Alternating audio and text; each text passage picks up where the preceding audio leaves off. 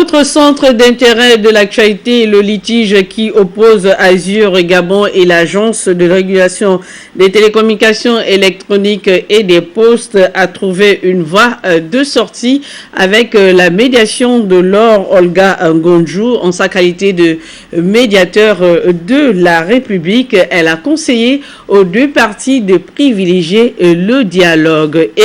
Henrik Bokoko, Jean de Dieu Mamboundou.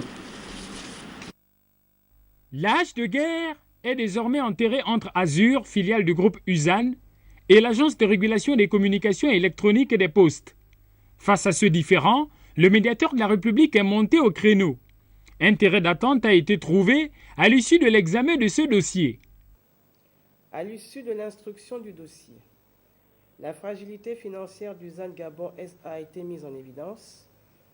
L'application de l'ordonnance du tribunal en l'état représente une menace sérieuse pour l'existence de cet opérateur. Le médiateur de la République décide de recommander la suspension par l'ARCEP de l'exécution des délibérations numéro 136/ARCEP/PCR/2013 du 31 décembre 2013 et numéro 032/ARCEP/PCR/2014. Après avoir écopé d'une sanction financière de 2 milliards de francs CFA, infligé par l'ARCEP, l'administrateur général d'Azur apprécie l'arbitrage de Madame le médiateur de la République. Nous sommes heureux que le médiateur de la République ait pu prendre notre dossier en main. Nous allons rapidement ouvrir les négociations avec eux dans l'espoir de trouver un accord rapide parce que que ce soit pour l'ARCEP et nous-mêmes, nous pensons qu'il est mieux de trouver un compromis que de continuer à avoir des batailles juridiques. L'ARCEP, pour sa part, reconnaît la cohérence des mesures arrêtées lors de cette rencontre.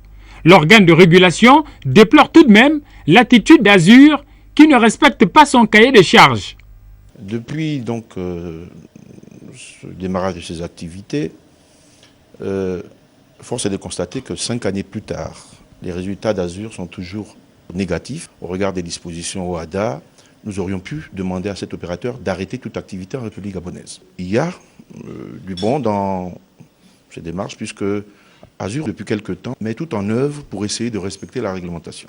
Les négociations qui seront entamées par les deux parties aboutiront sur un échéancier de paiement objectivement supportable. Un ouf de soulagement pour Azur Gabon.